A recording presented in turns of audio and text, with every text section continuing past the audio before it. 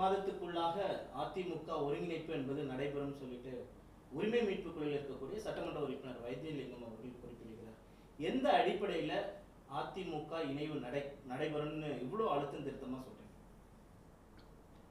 இப்போ நடைபெற்ற தேர்தலெலாம் பார்த்தீங்கன்னாக்கா எம்பி தேர்தலில் கிட்டத்தட்ட 40 தொகுதியிலும் படுதோல்வி. ஸோ இது வந்து போன பீரியட்லேயும் 39 சீட்டு படுதோல்வி. அதாவது இந்த அவர் எடப்பாடின்றதில் வந்து யாரும் ஏற்றுக்கல, அதிமுக பிரிஞ்சிருக்கிறத யாரும் ஏற்றுக்கல. கிட்டத்தட்ட பார்த்தீங்கன்னாக்கா தொடர்ந்து தோல்வியை நம்ம சந்திச்சுட்டு வரோம். நம்ம ஸ்டேஜ் பை ஸ்டேஜாக சொல்லிகிட்டே வந்தோம். ஒரு வாட்டியும் நீங்கள் 10 தோல்வின்னு சொன்னாங்களே, அதில் இதுவும் ஒரு தோல்வி ஒன்று. ஸோ நான் என்ன சொல்கிறேன்னா, அதிமுக இருக்கிற ஓட்டை எல்லாமே தனித்தனியாக பிரிக்கிறாங்கன்னா அது ஓபிஎஸ் அண்ணன் தனியாக, ஓபிஎஸ் ஐயா தனியாக பிரிக்கிறாரு. அந்த ஓட்டு நம்ம அதிமுக ஓட்டு தான் பிரிக்கிறாரு. அவரும் டிடிவியும் தான் பிரிக்கிறாங்க. சசிகலாமா சொன்னால் சில ஓட்டுகள் இருக்குல்லையா, அவங்களும் தனியாக. கிட்டத்தட்ட நம்மளுக்கு வந்து ஓட்டு வங்கி அதிகமாக இருக்குன்னு எடப்பாடி சொல்கிறாரு, 1%. இப்போ நின்ன சீட்டு வந்து 33 சீட்டுக்கு நின்னோம். போன வாட்டி வந்து 22 சீட்டு 20 சீட்டு தான் நம்ம நின்னோம். கிட்டத்தட்ட 10 சீட்டு மோரலஸ் அதிகமாக இருக்குது. அதுக்கு ஓட்டு வித்தியாசம் பார்த்தா இன்னும் கம்மியாக தான் இருக்குது. அவர் தவறுதலாக சொல்கிறாங்க, அவங்களுக்கு கணக்கு சரியாக தெரியல, தவறுதலாக சொல்கிறாங்க எடப்பாடி அண்ணன் அவர்கள். இப்போ நான் என்ன சொல்கிறேன்னா, இது முக்கியம் இல்லை. இப்போ மற்ற தேர்தல் சட்டமன்றம் தான் நம்மளுக்கு 2026 தான் ஒரு சவாலான ஒரு விஷயம். கிட்டத்தட்ட பார்த்திங்கனாக்கா இன்றைக்கி அவர் விஜயெல்லாம் கூட கட்சியை துவங்குறார்.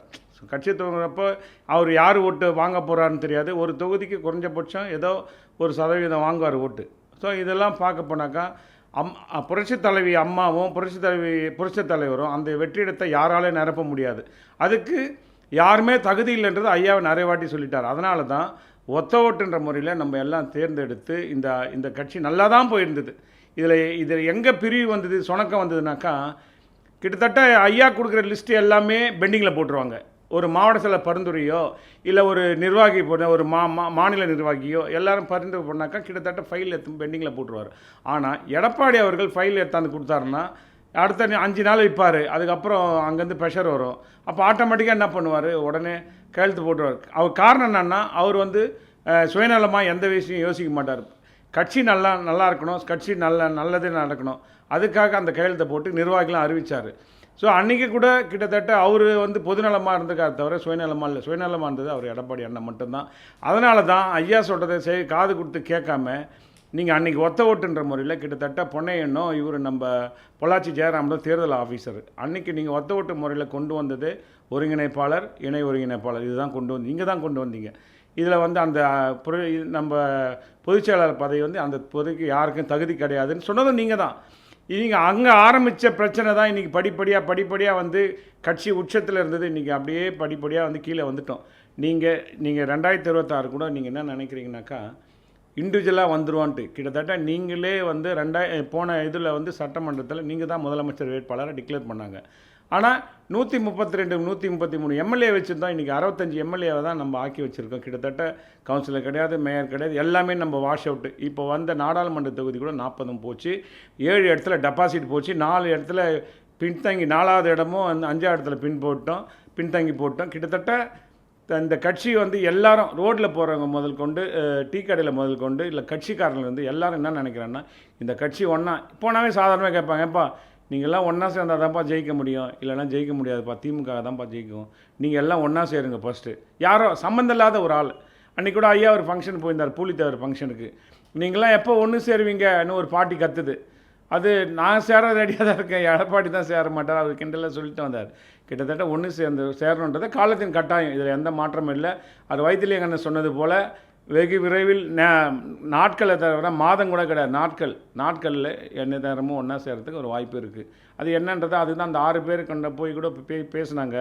அதையும் வந்து காது கொடுத்து கேட்காம என்ன பண்ணார், கேபி முனுசாமியும் ஜெயக்குமாரும் உதயகுமாரும் இவங்க சொல்கிறத கேட்டுட்டு சில பேச்சு. இதை வந்து சுயநலத்துக்கு இல்லை, இது அதிமுக தொண்டர்கள் வந்து தொண்டர்களுக்காக உருவாக்கின இயக்கம். யாரும் இந்த கட்சியை வந்து சுமந்துட்டு போக முடியாது. அவங்க டெட்லைன் வந்தவொடனே இந்த கட்சியை தொண்டர்களை ஒப்படைச்சு தான் போகணும். அதுதான் பைலா. தலைவர் காலத்தில் என்றைக்கு 1972 அந்த அந்த பிரச்சனை வந்து தலைவர் வெளியே வந்து நம்மளுக்கு ஏற்பட்ட இந்த நிலைமை யாருக்கும் ஏற்படக்கூடாது அந்த ஒரே காரணத்துக்காக தான் இந்த பைலாவே ரெடி பண்ணார். இந்த பைலாவை மாற்றுறதுக்கு எதுவும் கிடையாது. அதனால் இறுதி தீர்ப்புலாம் பெண்டிங்கில் இருக்குது. அது ஒரு பக்கம் இருக்கட்டும். ஆனால் காலத்தின் கட்டாயம் சேர்ந்தால் தான் நாட்கள் கிடையாது. நீங்கள் மேல் மட்டத்தில் எல்லாம் ஒன்றா சேர்ந்துருவீங்க, அது பிரச்சனையே கிடையாது. ஆனால் கீழ் மட்டத்தில் என்ன நினைக்கிறேன்னா, ஓபிஎஸ் ஆதரவாளராக இபிஎஸ் ஆளு வந்து நினைக்கிறேன் ஓபிஎஸ் டீமை தோக்கடிக்கணும். இபிஎஸ்ஸா ஓபிஎஸ் அவன் வந்து வரவே கூடாது தோக்கடி. இந்த மாதிரி மனநிலை இந்த மாதிரி தொண்டர்களுக்கு ப்ரோக்ராம் பண்ணி வச்சுருக்கு. இப்போது அதை மாற்றினா கிட்டத்தட்ட 6 மாதம் ஆகும். காலத்தின் கட்டாயம் அது நம்ம சேர்ந்து தான் ஆகணும். இல்லை, இப்போ சேரணும் அப்படின்றது தொண்டர்களோட விருப்பம், நிர்வாகிகளோட விருப்பமாக இருக்கலாம். ஆனால் இருக்கக்கூடிய முன்னாள் அமைச்சர்களோ இல்லை எடப்பாடி அவர்களோ இதற்கான முன்னெடுப்புகளை எடுத்திருக்காங்களா? உங்கள் தரப்புலேருந்து என்ன முன்னெடுப்புகளை எடுத்திருக்கீங்க? நீங்கள் நம்ம மனோஜன் சில பேர்லாம் பேசுகிறாங்க சரிங்களா. இப்பயே வந்து அந்த ராஜேந்திர பாலாஜி அங்கே ஒரு இஷ்யூ போயிட்டு இன்றைக்கி கிட்டத்தட்ட அவர் ராஜவர்மனுக்கு பேரவை மாவட்ட இணைச் செயலாளர் அவர் மாநில பொறுப்பை கொடுக்குறாரு.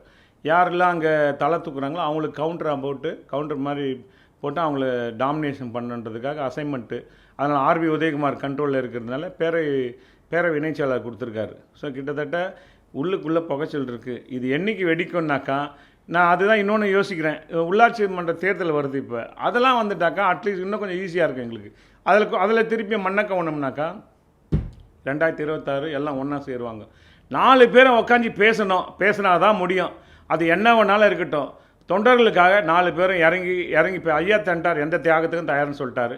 டிடி ஆட்டனும் ரெடியாக இருக்கார். சசிகலா அம்மா தான் எடப்பாடி எல்லாம் ஒன்றா சேர்ந்து 4 பேரும் உட்காந்து பேசி யாருக்கு என்ன பதவிட்டதை உட்காந்து 4 பேருக்குள்ளே பேசி முடிவு எடுக்கணும். இதை வந்து தொண்டர்களை போட்டு இனியும் குழப்பாதீங்க. ஏன்னா எல்லாரும் வந்து பூத்தில் உட்கார ஆள் கிடையாதுங்க.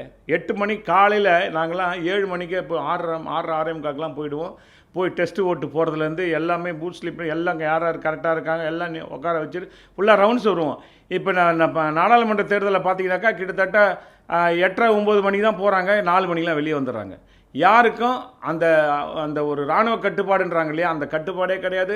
தொண்டர்கள்லாம் நீ ஒன்றா சேரட்டும். அதுக்காக தான் இந்த தோல்வியே வந்து மக்கள் எது கொடுத்தாங்கன்னா நீங்கள் ஒன்றா சேரணும். அதுக்காக தான் இந்த 40 தோல்வி. தொடர்ச்சியாக நீங்கள் ஒருங்கிணைக்கணுன்றத தொடர்ச்சியாக வலியுறுத்திட்டே இருக்கீங்க. அப்படி இருக்கும் பொழுது இதற்கான பணிகள்லாம் எப்படி நடக்குது அப்படின்றது தான். ஏன்னா பொதுமக்களுக்கும் ஒரு கேள்வி இருக்கு, தொண்டர்கள் மத்தியிலும் ஒரு கேள்வி இருக்கு. என்ன வெளிப்படையா நீங்க சொல்ல வரீங்க? என்ன மாதிரியான பணிகள் நடந்துகிட்டு இருக்கு நீங்க ஒருங்கிணைப்பதற்காக? தொண்டர்கள் அந்த சைட்லேயும் சரி, இபிஎஸ் சைட்லேயும் சரி, எங்கள் மாவட்டத்துலேயும் எல்லாம் வந்து நம்மக்கிட்ட இருக்கிற நிர்வாகிகள்லாம் கலந்து பேசிக்கிறாங்களாம். நம்மளாம் சீக்கிரம் ஒன்றா சேர்ந்துருவோம்ல, அப்படி தான் பேசிக்கிறாங்க. அப்படி பேசுகிறாங்க ஒரு பக்கம். இன்னொரு பக்கம் பார்த்தீங்கன்னாக்கா மேலே அந்த சைடில் வந்து யாரும் வந்து வாயை தரக்கூடாது.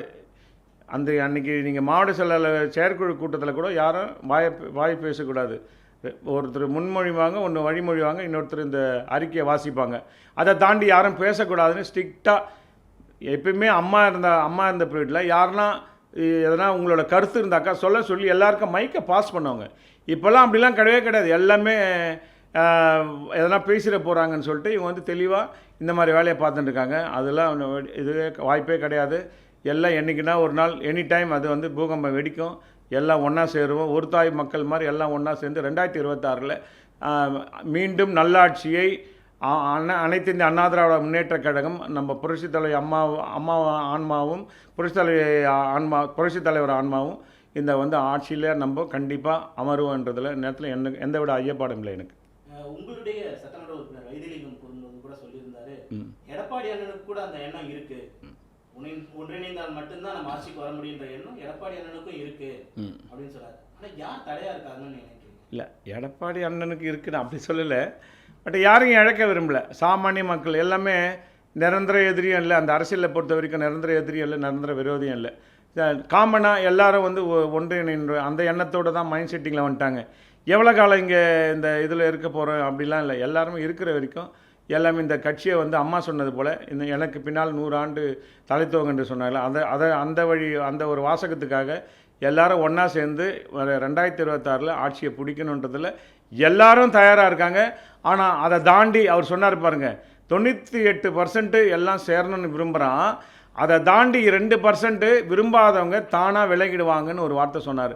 அது யாரெல்லாம் அப்படி நினைக்கிறாங்களோ அவங்களுக்கு பொருந்தாது. யார் நினைக்கிறாங்கன்னு நீங்க நினைக்கிறீங்க? இல்லை, அது நினைக்கிறவங்களுக்கு யார் நினைக்கிறாங்க எனக்கு தெரியல. இல்லை, வெளிப்படையாக சொல்ல மாட்றாங்க. நினைக்கிறவங்களுக்கு அவங்களே ஒதுங்கிடுவாங்க. இதுக்கு முன்னாடி நீங்க வெளிப்படையா நிறைய குற்றச்சாட்டு வச்சிருந்தீங்க.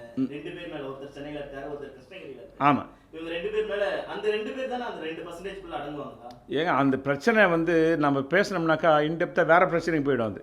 ஏன்னா சசிகலாமா கூட என்ன நெருக்கத்தில் இருந்தாங்க போனாங்க, அவங்களுக்கு எனக்கு என்ன டிரான்சாக்ஷன் எல்லாம் தெரியாது. இந்த பிரச்சனைலாம் உள்ளே வருன்றதால தான் சசிகலாமா வேணான்னு சொல்லிட்டு ஜெயக்குமார் இந்த பக்கம் திரிகிறார் சுற்றிட்டு. அந்த பக்கம் கேபி முனுசாமி என்ன சொன்னார், ஏற்கனவே அம்மா இந்த பீரியடில் நான் ஒரு விஷயம் இந்த நேரத்தில் உங்களுக்கு பதிவு பண்ணி ஆகணும். ஏற்கனவே ஐவர் அணின்னு சொல்லிட்டு இருந்தார், அதில் வந்து கேபி முனுசாமி முக்கியமாக இருந்தார். என்னைக்கு நான் அந்த எம்பி சீட்டில் வந்து அம்மா இருக்கிறப்ப கிட்டத்தட்ட 37 எம்பி அடித்தாங்க.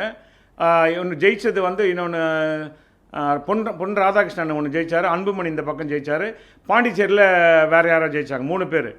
இந்த அன்புமணி இவர் என்ன பண்ணாங்க, சின்னம்மா என்ன பண்ணாங்க, கார்டனுக்கு அவர் இப்போ எடப்பாடி பழனிசாமி வர சொன்னாங்க. நான் ஆரம்பத்தில் அந்த விஷயத்தை சொல்லி ஆகணும். வர சொன்னாங்க, கார்டனுக்கு வர சொன்னாங்க. கார்டனுக்கு வர சொல்லி நீ தோத்ததுக்கு நீ தான் காரணன்ற மாதிரி நீயே ஒரு லெட்டர் எழுதியாவது ராஜினாமா லெட்டர் கொடுக்குறது செட் பண்ணி எடப்பாடி பழனிசாமி உள்ளே கொண்டு வராங்க. கொண்டு வந்து அங்கே வந்து மேலே உட்காடுறாங்க. எடப்பாடி சாமி அப்பாயின்மெண்ட் கேட்குறாரு, வந்து உட்காடுறாங்க. அம்மா பார்க்கல. அப்போ சின்னம்மா போய் அம்மாங்களை ஜெயலலிதா அம்மாங்களை சொல்கிறாங்க, இது மாதிரி எடப்பாடி வந்து பழனிசாமி வெயிட் பண்ணுறாரு, காலிலேருந்து வந்திருக்காங்க, என்னவா அவனுக்கு? இல்லை ராஜினாமா லெட்டர் எடுத்து வந்திருக்காங்களாம். எதுக்கு ராஜினாமா லெட்டர் கூப்பிடுங்க அவங்கள. இவன் போனவொடனே அப்படியே அழுதா மாதிரி இது பண்ணிட்டு லெட்டர் அம்மாங்களை கொடுத்தவொடனே எதுக்கு ராஜினாமா லெட்டர்? இல்லைம்மா, அந்த அன்புமணி ஜெயிச்சதுக்கு நான் தான் காரணம், நானும் அதில் வந்து இன்சார்ஜாக இருந்தேன். இன்னும் ஏன் காரணம் என்னன்னா, இல்லை அவர் கேபி முனுசாமி இருந்தார், அவர் ஜாதிக்காக விட்டு கொடுத்துட்டாரு, வேறு வழி இல்லாமல் எனக்கு சங்கடமாக இருக்குது, அதனால் அம்மாக்கிட்ட இந்த தோல்விக்கு நான் தான்மா பொறுப்பேற்றணும், எடுத்தாந்து கொடுத்துட்டு சரி நீ வீட்டுக்கு போ நான் பார்த்துக்கிறேன்னு சொல்லி அமுச்சிட்டு அடுத்த 2 மணி நேரத்தில் இப்போ கேபி முனுசாமி வந்து கார்டனில் உட்காந்து பேசுகிறாரு, போகிறாரு.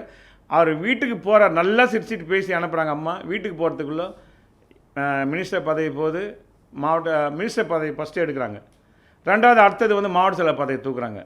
இதை அப்படியே விடுவார், நாளைக்கு அடுத்த நாள் வந்து செக்ரட்டரி வருவாங்கன்னு சொல்லிட்டு வேறு ஏதோ ஒரு போஸ்டிங் போகிறதுக்கு போட்டவுடனே மொத்த மாவட்ட செயலர் பதவி எல்லாத்தையும் தூக்கிட்டாங்க. எல்லாத்தையும் தூக்கிட்டு எடப்பாடியை உள்ளே கொண்டு வராங்க. இது வந்து யாரெல்லாம் சொல்கிறாங்க இல்லையா, சின்னம்மாவை வெறுத்து பேசுகிறாங்களா, அவங்களுக்குலாம் இது ஞாபகம் வரணும். அவங்க என்னென்னலாம் உங்களை ஃபேவர் பண்ணி உங்களை ஐவர் அணியில் எடப்பாடியை உள்ளே கொண்டு வரத்துக்கு என்னென்னலாம் முயற்சி பண்ணி கொண்டு வந்தாங்களோ, நீங்கள் சிஎம் பதவி, உச்சக்கட்ட பதவி, சிஎம் பதவி, யாருமே கனவு காணாத ஒரு பதவி, அந்த பதவிக்கு உங்களை பரிந்துரை பண்ணி கூவத்தூரில் எத்துமை வச்சு உங்களை இன்றைக்கி வந்து முதலமைச்சர் ஆக்கி அழகை பார்த்து 4.5 ஆண்டு நீங்கள் 4.5 வருஷம் ஆட்சியை தக்க வைக்கிறதுக்காக நம்ம ஐயா வந்து நான் 11 எம்எல்ஏ உங்களுக்கு ஆதரவாக கொடுத்து 4.5 வருஷம் இந்த இந்த தமிழ்நாட்டுக்கு ஃபுல்லாகவே உங்களை சிஎம் முதலமைச்சராக அறிமுகப்படுத்தின ஒரு ஐயா, இவங்களெல்லாம் நீங்கள் உதறி விட்டுட்டு இன்றைக்கி வந்து நீங்கள் என்ன நினைக்கிறீங்க, தனித்துவம் வாழ்ந்த கட்சி மாதிரியும் தான் அம்மாவோட சிறந்த ஆட்சி அமைக்கிற மாதிரி நீங்கள் வெளியே இந்த கொண்டு வந்ததோட நிலைப்பாடு தான் இன்றைக்கி தோல்வி. இனியும் திருந்தணும் எடப்பாடி அவர்கள். உங்களுக்கு சுயநலம் பார்க்காம உங்களை சார்ந்தவங்க உங்களோட அல்லகைங்களுக்கு இதுக்கு இல்லாமல் எல்லாரும் பொதுநலமாக சிந்திச்சு தொண்டர்கள் நலன் கருதி எல்லாம் இறங்கி வந்து கீழே எல்லாம் 4 பேரும் சமரசமாக பேசணுன்றது தான் இந்த அதிமுக தொண்டனோட இது என்னோட கோரிக்கை.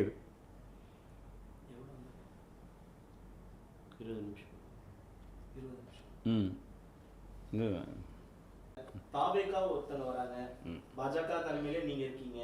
இப்படி இருக்கும் பொழுது அதிமுக ஏன் வந்து வெற்றி பெறும், அதிமுகவுக்கு 2026ல வாய்ப்பு இருக்குன்னு எப்படி நீங்க சொல்றீங்க? அதாவது இன்னைக்கு பல கட்சிங்க வந்து நம்ம யாரையும் குறை சொல்ல வேணாம். விஷால் ஒரு கட்சி ஆரம்பித்தார், அதே மாதிரி இவர் நம்ம சரத்குமார் ஒரு கட்சி ஆரம்பித்தார், அதுக்கப்புறம் கமல் ஒரு கட்சி ஆரம்பித்தார். நடிகருங்கெல்லாம் வருவாங்க, கட்சிக்கு வருவாங்க, பட் ரசிகர் அவ்வளோதான். இப்போது அதிமுகவில் இருக்கிறவங்க கூட அவர் விஜய்க்கு ரசிகர், திமுகவில் இருக்கிறவங்க கூட விஜய் ரசிகர், பிஜேபியில் இருக்கிறவங்க கூட விஜய் ரசிகர். அன்றைக்கி தேட்டரில் எல்லா அவங்க கட்சியால் மட்டுமா படம் பார்த்தாங்க இல்லைங்களா, எல்லா கட்சியில் இருக்கணும். இப்போ அவர் படம்ன்றது 3 மணி நேரம், அரசியல்ன்றது 5 வருஷம். ஸோ 5 வருஷத்துக்கு 3 மணி நேரத்துக்கும் வித்தியாசம் நிறைய இருக்குது. ஸோ அதை தாண்டி நீங்கள் அரசியலில் வந்து அவர் நாளைக்கு ஒரு முதலமைச்சர் ஆகலாம் அந்த மாதிரிலாம் கிடையாது. அவர் நிற்கிற இடத்துல ஒரு சீட் ஜெயிப்பார். எல்லா தொகுதியிலையும் ஒரு 5000லேருந்து ஒரு 10,000 ஓட்டு வாங்குவார். இதில் எந்த டவுட்டும் கிடையாது. இந்த இளைஞர்கள்லாம் அவருக்கு ஃபேவராக இதை பேஸ் பண்ணியும் இதுவோ எங்கே ஓட்டு அவர் யார் ஓட்டை எடுக்கிறாருன்றது தான் நம்ம கேள்வி. சரிங்களா? அதனால் அதிமுக எந்த காலத்துலேயும் எல்லாம் ஒன்றா சேர்ந்துனாக்கா அதிமுகனா அதிமுகவுக்கு தான் ரெட்டாலைக்கு தான் ஓட்டு போடுவோம், வேறு எங்கேயும் கை போவாது. ஸோ அதனால் எங்கள் ஓட்டை யாரும் எடுக்க முடியாது, சரிங்களா? மற்றவங்கள பற்றி எனக்கு நான் சொல்லது விரும்பலை. அதிமுகவோட ஓட்டு நிலையாக இருக்குது. அதனால தான் சொல்கிறேன், எல்லாம் ஒன்றா சேரணும்னு சொல்கிறேன். நீங்கள் புதுசாக வர கட்சியும் சரி, சீமா வர கட்சியும் சரி, அவங்கவுங்களுக்கு எந்த ஓட்டு எடுக்கிறாங்கன்னு தெரியாது. ஆனால் எங்களுக்கு உண்டான அம்மா உருவாக்கிட்டு போன இந்த கட்சியை வந்து எங்களுக்கு ரெட்டைல் என்ற சிம்பிள் இருக்கிறது வரைக்கும் எங்களை யாரும் அழிக்க முடியாது. நாங்கள் தான் 2026 100% 200% நாங்கள் தான் வின் பண்ணுவோம், வெற்றி எடுப்போம்.